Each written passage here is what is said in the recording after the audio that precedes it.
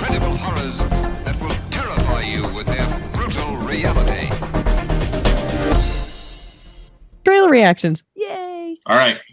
And I like I'm especially a big fan of Jake Gyllenhaal, which I'm going to actually say his name correctly since I'm such a big fan. You've been practicing. Gyllenhaal. I saw him in an elevator one time, and I kind of when the doors opened, he was there, and there's just like, oh, these angels were singing, and his eyes were super blue, and I was hypnotized. I kind of froze. He probably gets that a lot. I was like, Sure.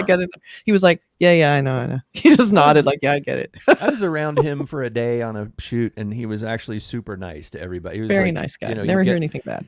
Yeah, he's like Keanu Reeves or something. You know, everybody says things like that, but he actually is super nice to everyone. Nice. You know?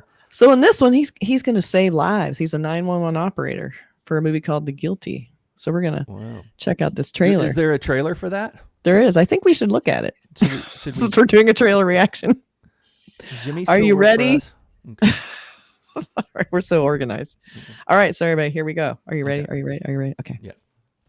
911, this is emergency operator 625. I've just been robbed. Okay, sir, I need to know where you are. Last name? Is this the fire department? No, ma'am, you've reached 911, but I can connect you to fire. Just hold the line. What does she look like? She was tall, pink hair, in heels. Hey, man, can you tell me how long it's gonna take?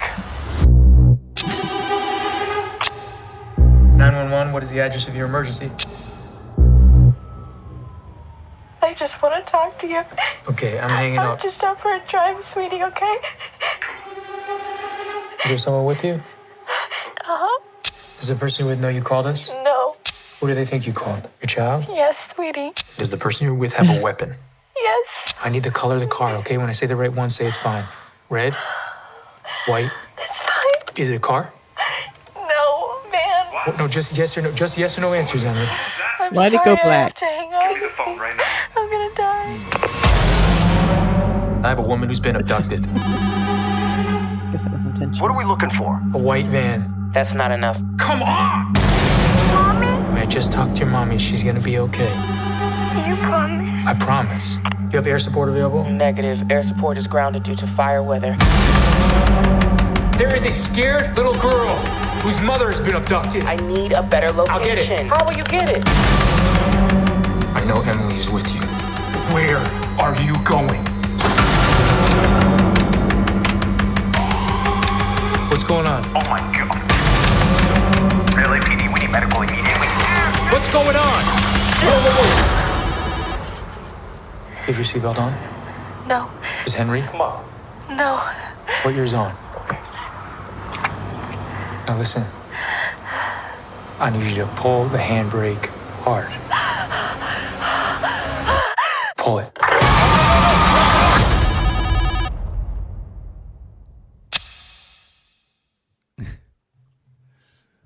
That looks like a thriller. I'm there. Yep. So That's watching simple. that. That's there. It looked good. It looked good. I'm like, okay, yeah. Yeah, I'll watch that. You know, I thought it was interesting, when it just went black for a while. It was just black, and I was like, yeah, okay, the black's cool. And it went Makes a you really listen. long time. But yeah, what I liked was that, like, you're sort of, that's what he's seeing. Like, he's not only hearing stuff. You're not actually seeing anything. So it's that interesting. What's going on in your brain as you're hearing this? What do you think? I heard you say something. I thought, is she yelling at Burke because Burke let the train go black or something? Or I don't know what was going on. I was blaming myself because I kept picked doing weird it. trailers. The picture goes dim and everything. Yeah. I already have a lot of respect for the lead actor, Gyllenhaal. Mm-hmm. He, I think that there's people that are good actors that, I don't know if they got bad agents or they make bad decisions, and there's like, boy, that's a good actor, but they're in a bad film, and that's the same actor, and they're in another bad film, and he's one of those guys that's a good actor and seems to pick a lot of good films. Yeah, I don't know. Yeah. I mean, not every single one, but his numbers are good, and that, I think that has a lot of clout with people. They remember it in their little lizard brains. He made a good movie, and he's so cute. I would, okay. Fine. Don't act like you haven't noticed. I saw him in the elevator too. You did not. You lie. But what I liked was he looks so haunted too. Like he doesn't. They've had him. He's not being super hot dude, even though he is. He can't help it. But he's got like the shaved head. He's being kind of haunted. He seems kind of like cynical, and he's like, I've heard it all. Now I'm hanging up. Click. It just seems like one of those. They probably get a lot of stupid calls at 911. And they have to listen to lots of dumb shit. So I like that they're sort of including that. It's not just like one cool emergency after another. It's like a lot of dumb calls of like, I'm trying to find this hot girl, and it's like, well, it's the problem sometimes with actors, because a lot of times actors are actors because they have striking looks. So if you put someone with striking looks in an everyman role, it's like, first of all, you have to get past the idea of like, what's a guy who looks like Jake Gyllenhaal answering the 911 calls? He could be a movie star. He's obviously a very messed up person. So you have to sort of, play him down a little bit. You have to downplay the looks, and maybe, it was somebody's decision. Like, let's shave the head, and let's give you a little bit of a haggard look in this. And he looks like he almost.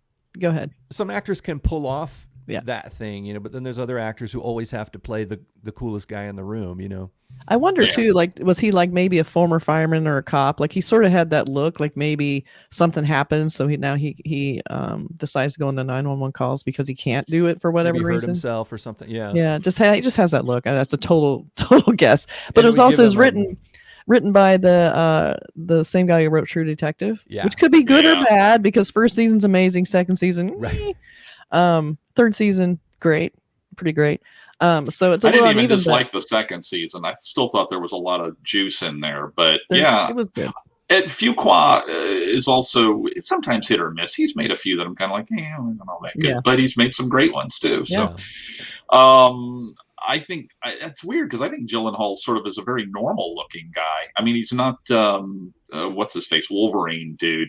I mean, he doesn't have that Brian Brickhead, sort of a look. He's got a little bit of a long sloping. He looks like a normal guy. I mean, he's a handsome guy, but I like the fact that he plays like in Zodiac or something. He plays such a normal guy, like you totally believe that this guy is just some regular Joe, know, and he's very good at that.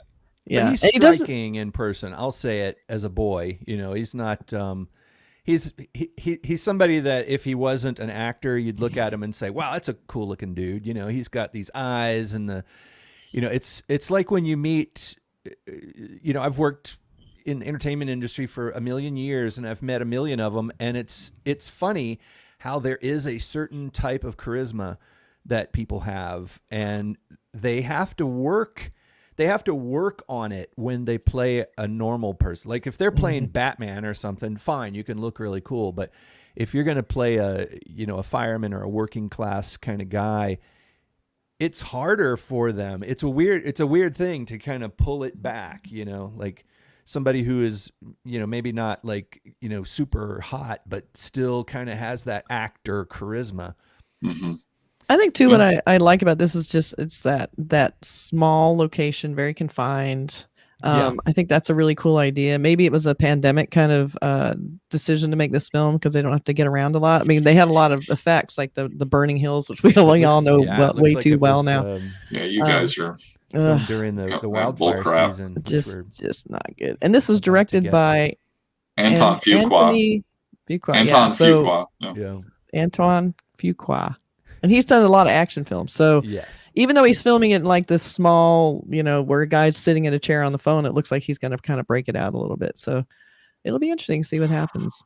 Yeah, there's a few films like this where you get where something is happening and you don't get to see it, which is interesting. The drama happens through the sound, and it gives you that feeling of like a radio drama or something where,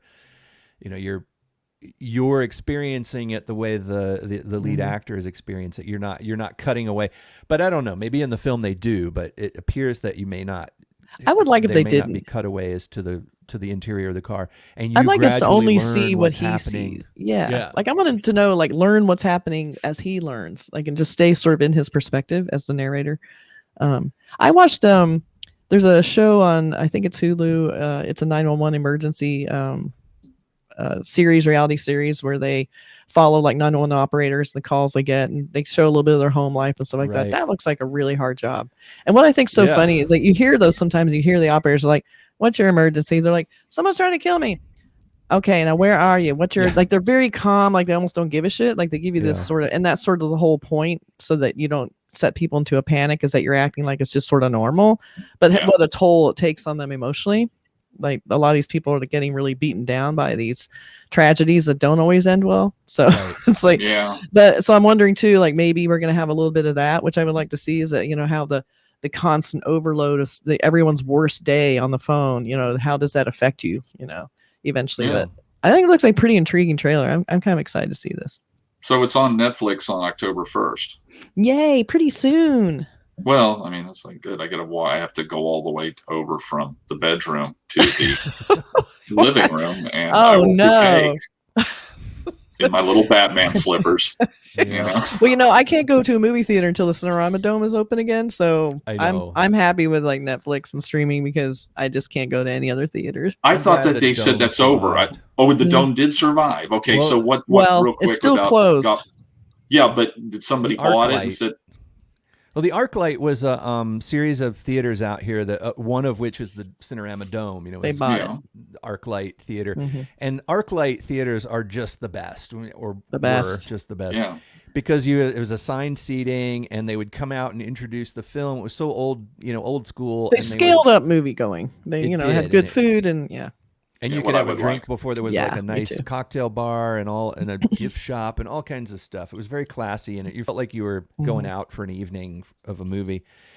But now I think the ArcLights have sold to somebody, but the Dome apparently, they're not gonna tear the Dome down, but it's going to be owned by someone else. And I think I'm encouraged by the box office numbers lately with some of the new films that seem to be breaking records. Even pre-pandemic records are being broken right now. Excellent. Shang-Chi broke some pre-pandemic attendance records. Yeah, which is pretty good. Cool. And the cool thing about that is that I think theater owners are going to say, okay, so we can come back. Yeah. And there's also a lot of articles being written about the experience, and I think people are going, oh yeah, it is more fun to go out and bottomless popcorn and that kind of stuff, with hang out with your friends and go. Well, eat apparently at the mall. the Cinerama Dome was like the most profitable theater in America. Yeah, I mean, it made more money than any other theater. So there's no reason they shouldn't reopen it. I think they're just figuring out what to do, because it's owned by a mother company who owned ArcLight. Like it's this big. It's one of those, like, one corporation owns a ton of different businesses, and one of them just happened to be a movie business. But that was the one they didn't sell off. Like AMC bought some of the ArcLights. It's like, so it was the one they just didn't sell. Wasn't a legend. I do like that Tarantino bought the Vista, which is another really nice theater, like down the street from the Dome. That's beautiful. It's a smaller, more art house kind of theater. Yeah. I always thought he owned it. Oddly, I thought so, because he always did a lot of events premieres there. Yeah. But so he bought that, so I'm excited because their marquee just says "to be continued." Like, please. So that's another theater I might go. Well, I'm glad. I mean, I've never even been near California, and I know about the Dome, and I see pictures, and I know about the history, and how the West was won, and Mad World in 2001. It's like, don't tear. Even I'm like, when I heard about it, I'm like, it's like, please don't tear it down. Please don't. I saw 2001 there, 70 millimeter. I saw Lawrence of Arabia there, like maybe 5 times. Wow. And it's and Apocalypse Now in the three screen Cinerama, and wow, it is a fantastic. I've had some great experiences there too. It would be just movie tragedy if they tore this down or killed this theater. It would just be, come on, rich people. Is making a comeback, American Cinematheque, through the Egyptian theater. So things are looking, and there's the Legion theaters, the new theater they converted that's supposed to be really great. They have a drive-in too, but we're gonna try and get those guys on. But somehow the trailer for this 911 caller led us into a discussion of Los Angeles theaters, which is fine. It's fine. A little derailment there. Yeah. But so I'm gonna go see this on my TV. Yeah. And I have bottomless popcorn at my house. I as do. a matter of fact, and my dogs. And I have a cocktail bar here as well. So we're good. The drinks We have are our own theater. pretty cheap here too. But All right. Well, by the time it comes on, I just bought today about $5,000 worth of couches. So with all this stuff, I mean, it does everything. We lean back and the head just goes. It's almost like, Hal, a little higher, please, Hal. I mean, it's all, and we just got them. They're going to be delivered this week, and it's like just in time, just in time for Jake Gyllenhaal.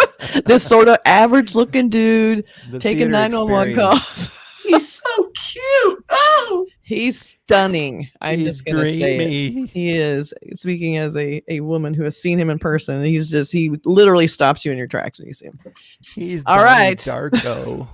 All he has to do is show up, and whoever's kidnapping this woman's going to hit the brakes and go, "What?" Yeah. whether he's good looking or not, he's talented. He sure is. The guy is a good I know. actor, and he picks good stuff. So he gets a thumbs up from me. We're just giving him a hard time talking about how good looking he is, but he's very talented. Cool. Mhm. Poor guy. Mm-mm-mm. All right. That's our trailer review and movie theater update. Thanks for watching, everybody. See you Bye. next time. Bye.